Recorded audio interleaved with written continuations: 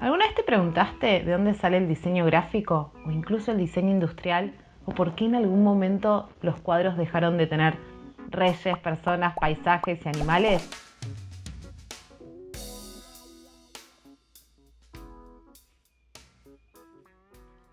Y ya, no sé, capaz no te lo preguntaste nunca y te chupa un huevo, entonces al pedo todo esto. La Breuer los toma de la mano y los lleva en un tour por lo más atrevido, sexy y sofisticado del mundo del arte. La Breuer está aquí. Todo esto viene de Rusia.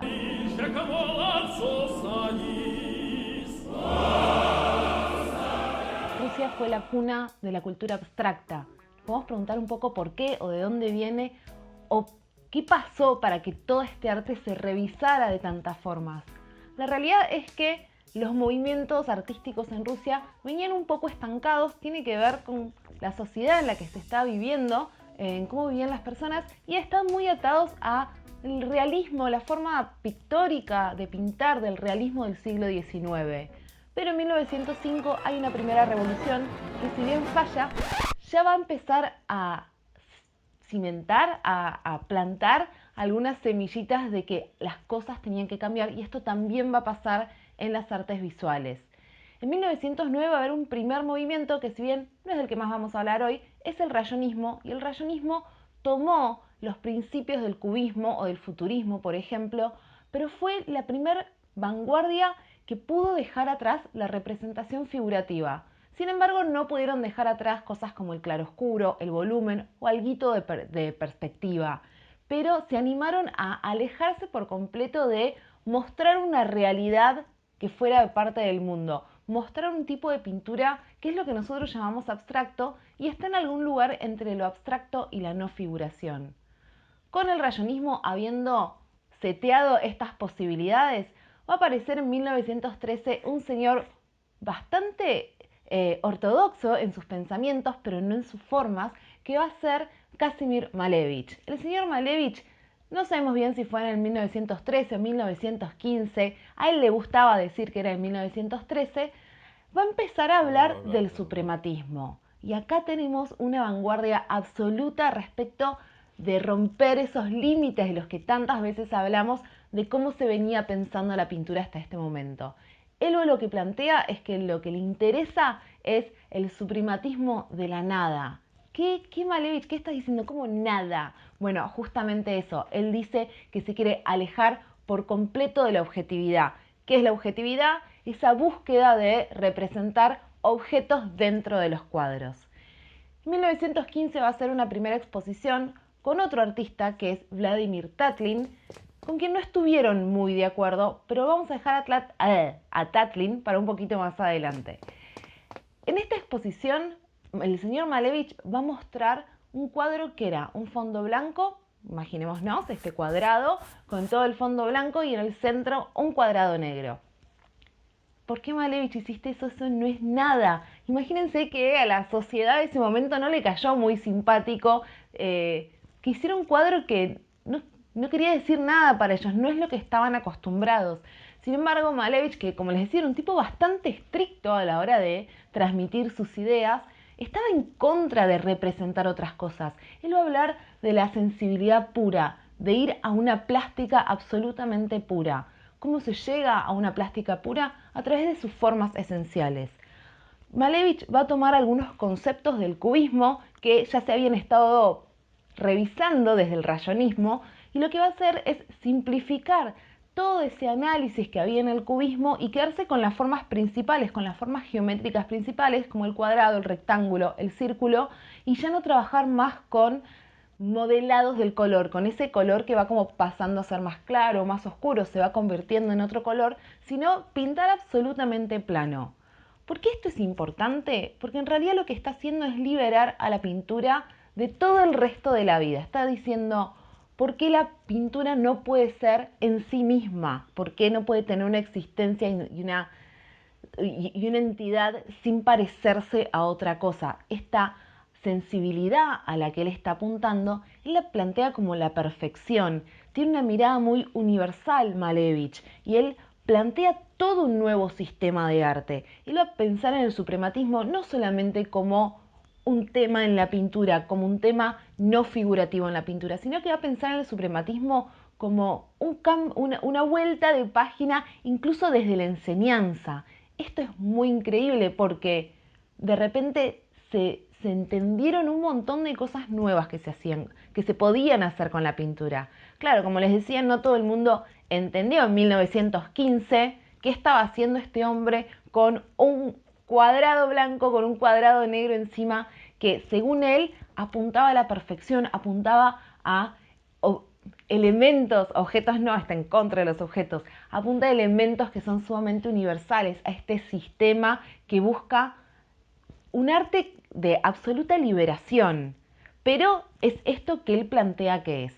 El suprematismo va a ser una increíble influencia para todo el arte del siglo XX en todo Occidente, no solamente para las vanguardias rusas. De hecho, en Rusia vamos a ver al final que va a ir perdiendo peso.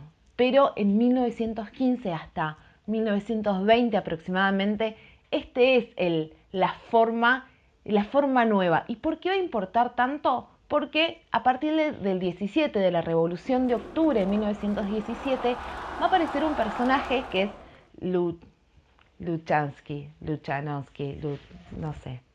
Va a aparecer este personaje que tiene una función como de ministro de Educación y le va a importar mucho el arte moderno. Le va a importar mucho el arte moderno porque están planteando socialmente y políticamente un nuevo tipo de sociedad, de Estado. Entonces el arte moderno les daba la posibilidad de ser una vía para todos estos planteos políticos que tenía Rusia en 1917.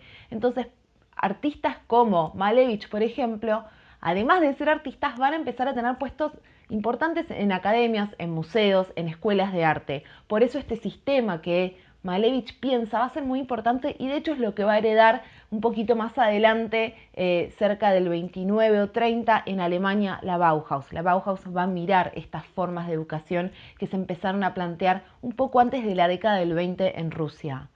Pero este señor Malevich, vamos a volver un poco a pensar en sus cuadros, tenía como distintos estilos. Por un lado estaban las composiciones un poco más simples, donde el fondo era blanco y aparecía una figura nueva, que puede ser una cruz, un círculo, un cuadrado, y después también trabajaba algunas composiciones un poco más complejas, donde también usaba un poco más de colores, y si bien en sus principios los colores principales eran los primarios y algunos secundarios, vamos a ver que juega bastante y va a trabajar muchísimo, va a trabajar un montón desde la composición.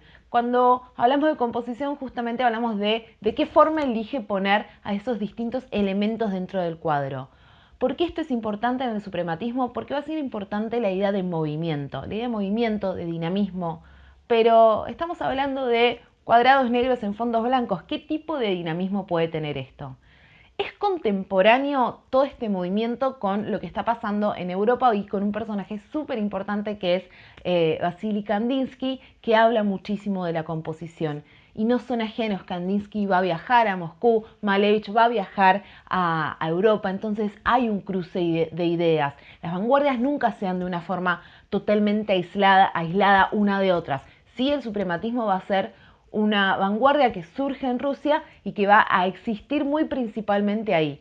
Entonces, pensamos cómo los distintos elementos dentro de una composición pueden generar este movimiento y este dinamismo. También cuando miramos obras suprematistas, tenemos en cuenta que en la gran mayoría de los casos usan fondos neutros, en general blancos o apenas marroncitos, bellecitos, y las figuras encima.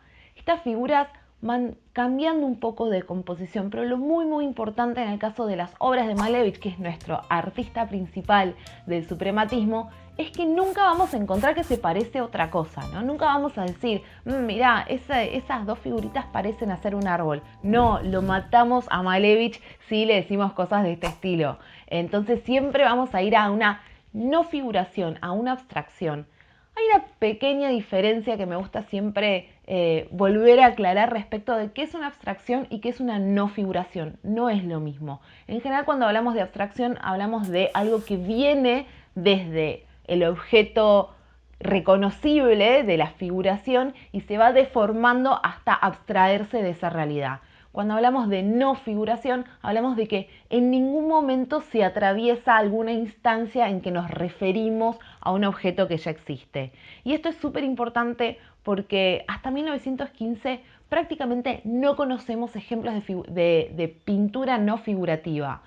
El suprematismo va a tener una principal representación en algo de arquitectura, pero más que nada en pintura. ¿Por qué en arquitectura? Bueno, un poco también por las formas. En realidad, no sé si puedo mencionar a un edificio que sea suprematista, pero trabajaba mucho con maquetas, siempre volviendo sobre estas figuras principales, este camino que empieza en el cubismo y que se va yendo hacia las formas y los elementos principales que toma el suprematismo para hacer sus obras. Entonces, les venía diciendo que este señor Malevich, en 1915, cuando mostró su cuadrado negro sobre fondo blanco, trabajó con otro artista más que era Vladimir Tatlin, pero que hubieron algunas diferencias. ¿Qué pasó? Vladimir Tatlin creía que el arte tenía que tener algún vínculo con la vida social, y Malevich decía, no, todo lo contrario, el arte se tiene que alejar. Mientras que Malevich está planteando una cierta autonomía de la pintura, de poder despegarse de cualquier atadura de la objetividad, porque además estaba re en contra de la objetividad, siempre le tiraba como muy mala onda. El señor Tatlin dice como, no podemos pensar en un tipo de arte que se desentienda por completo de lo social. 1915, habían pasado 10 años de un primer intento de revolución y estamos a solo 2 años de la Revolución de Octubre. Entonces, hay ideas muy fuertes dando vuelta respecto del tipo de sociedad que están buscando tener. Si bien las diferencias teóricas entre Tatlin y Malevich estaban clarísimas, la realidad es que en la práctica los límites entre el suprematismo y el constructivismo son bastante difusos. La realidad es que la mayoría de los artistas empezaron trabajando en el suprematismo y después se alinearon a la propuesta que tenía Tatlin. Lo que es bastante seguro es que en 1919 Tatlin va a dar inicio formal, digamos, al constructivismo con la creación del monumento a la Tercera Internacional. Algo muy interesante que va a pasar durante el constructivismo va a tener que ver con la actitud que tienen los artistas frente a de qué forma vamos a hacer obras ahora, cómo vamos a coexistir y cómo vamos a coexistir con esta nueva realidad social que nos trajo la revolución. Entonces va a aparecer el LEF, el Frente de Izquierdas de las Artes. El LEF de alguna forma reúne artistas, pero no solamente artistas visuales, así como podrían ser parte Lyubov Popova, Alexander Rodchenko, Lissitzky. También van a ser parte artistas como Vladimir Mayakovsky, que es un poeta que había ayudado a Malevich en el 1915 a redactar el manifiesto suprematista, o por ejemplo Einstein, cinematógrafo. Un montón de artistas forman parte del LEF y lo que plantean es esto, todos estamos trabajando para que las artes, para que el constructivismo sea el canal a través del cual la revolución muestra, exhibe, representa sus ideas sociales y políticas. Por eso es que este tipo de arte va a tener una aceptación tan grande en estos años en Rusia, algo que no le pasaba a las otras vanguardias. Cuando pensamos en otras vanguardias pensamos en general en cómo el fauvismo o el futurismo o el dadaísmo o el surrealismo eran un poco contramovimientos a las instituciones del arte, estaban en contra de la institución artística, de los museos, de los grandes popes de los que decían qué tenía que ser el arte o no. Las vanguardias en Europa iban en contra de esas instituciones. En Rusia lo que pasa es un poco lo contrario, porque hay una banca estatal de este tipo de arte, de un arte nuevo, distinto a aquel realismo que ya relacionaban a una clase burguesa, ¿no? a un poco un tipo de obras que no tenían sentido ahora que tienen todos estos nuevos sentidos que quieren transmitir. Entonces, sucede esto de que se repiensan las escuelas artísticas, se repiensan los programas, la forma en la que se quiere enseñar y el LEF va a tener mucho que ver con esto porque los artistas que son parte de este grupo también van a ser los artistas enseñándole a las nuevas generaciones esta relación que existe entre oficios prácticos como pueden ser el diseño gráfico, la fotografía, los sistemas tipográficos, la arquitectura e incluso van a ir apareciendo un poco de forma intuitiva, pero cruzando todos estos conocimientos, campos como el diseño industrial o el diseño gráfico.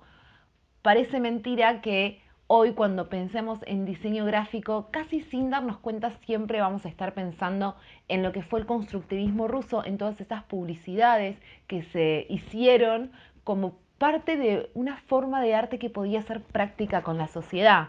Claro, Malevich en toda esta historia no tenía absolutamente nada que ver. Malevich decía, no podemos hacer que dos esferas tan ajenas o tan distantes se encuentran como la de la plástica pura y los problemas de la vida práctica. No tienen nada que ver, no podemos hacer que eso se junte.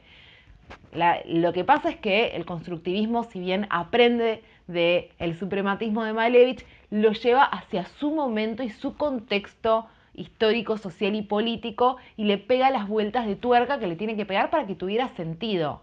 Lo que es súper interesante del Lev es que de alguna manera va a desaparecer el individualismo de los artistas, por lo menos dentro de este grupo.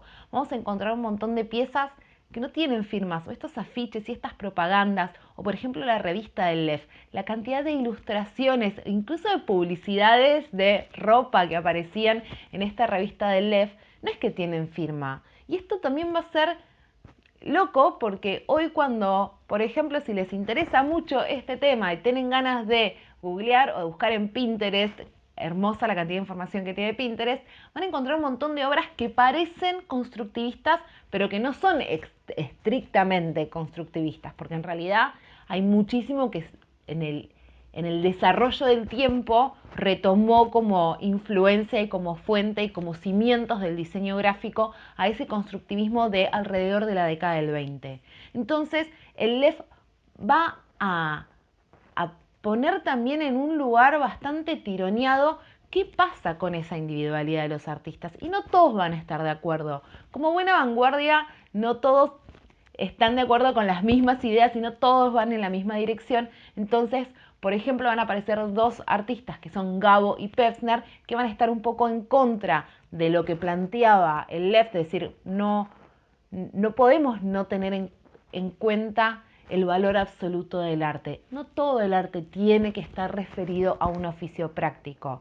Entonces van a ser una serie de estructuras tridimensionales que en realidad no tienen ningún sentido, son esculturas, no tienen un objetivo práctico. Y lo que quieren recalcar es un poco esto, pero tampoco están en contra de estar haciendo un nuevo tipo de arte. Y ellos arman un manifiesto que plantea algo en torno al realismo. Pasa que, claro, usaron la palabra realismo y los del Lev se arrancaron todos los pelos, les parecía ridículo estar hablando de nuevo de realismo cuando el realismo tenía que ver con una forma de pintar que ya no nos interesaba para nada. Lo que hacen Gabo y Pevsner es de alguna forma, con su contradicción, reforzar la idea que tanto Malevich como los constructivistas como Tatlin, Rodchenko o ellos mismos están buscando un tipo de arte nuevo, un tipo de arte que ya no se parezca a la sociedad que tenían antes de 1917. Todo ese desarrollo que comenzó en 1909 con el rayonismo, aprox 1909, no seamos tan exigentes con las fechas, pero que después entre el 13 y el 15 siguió Malevich con el suprematismo y que a partir de la década del 20 tomó Tatlin desde un lugar un poco de comandante del constructivismo. Cuando llegó 1925 se encontró con un paredón. En 1925 fallece Lenin y quien lo va a suceder, Stalin, no está tan copado con el arte moderno. Chao Lenin, te vamos a extrañar. Stalin cree que es más importante volver a un tipo de arte realista, como sucedía antes, como más nos volvemos hacia el siglo XIX, y un tipo de obra que sí sea más figurativa, justificándose en que gran parte de la sociedad de la Unión Soviética era analfabeta y que no tenía gran capacidad para poder entender o absorber lo que pasaba con el arte nuevo. Entonces, a partir de 1925, prácticamente desaparecen este tipo de manifestaciones en Rusia. Pero ojo, lo más lindo de todo, lindo, no sé si es lindo, pero lo más interesante es que todos estos nuevos sistemas de educación dentro del campo de las artes, toda esta investigación sobre esto que Malevich llamó sensibilidad pura o plástica pura y que en realidad tiene que ver con esta autonomía de las artes donde no importa tanto si tienen que ver o no con los problemas de la vida social, sino que tiene que ver con la importancia de quebrar límites de lo que se esperaba que fuera una obra de arte, de que se abrieran muchísimo las posibilidades dentro de la creación, aplicada incluso al diseño, a la arquitectura, y donde obviamente nos damos cuenta que esto tuvo que ver con todo lo que pasó en el siglo XX. Bueno, estas enseñanzas de alguna forma se mudaron hacia Alemania, lo que fue la Bauhaus, a partir de fines de la década del 20 y los primeros años de la década del 30, donde se retomó esta idea de una enseñanza técnica y al mismo tiempo estética, donde artistas como Kandinsky enseñaban diseño de telares, cuando sabemos que Kandinsky era re del palo artístico, pero estos lineamientos vinieron de Rusia y empezaron por la Bauhaus y en muy poco tiempo se fueron reflejando en la enseñanza artística en Estados Unidos, en América o en la FADU acá de Buenos Aires. Este tipo de enseñanza realmente se expandió por todo el mundo. Entonces, aunque nos da un poco de lástima que en 1925 hayan perdido toda esta representación social, estas vanguardias sí se expandieron por todo el mundo. Bueno, esto fue todo por hoy, un pantallazo bastante general sobre las vanguardias rusas de principios del siglo XX. Quiero que me cuenten si les gustó el video, qué sabían o qué no sabían del constructivismo, del suprematismo, y si piensan que de alguna forma lo pueden incluir dentro de sus creaciones artísticas. No se olviden de seguirme, de prender las notificaciones para que se enteren de cuando salga el próximo video, y me pueden escribir tanto en comentarios, me pueden seguir en Instagram como @labreuer. Sigamos charlando a ver de qué viene el próximo video.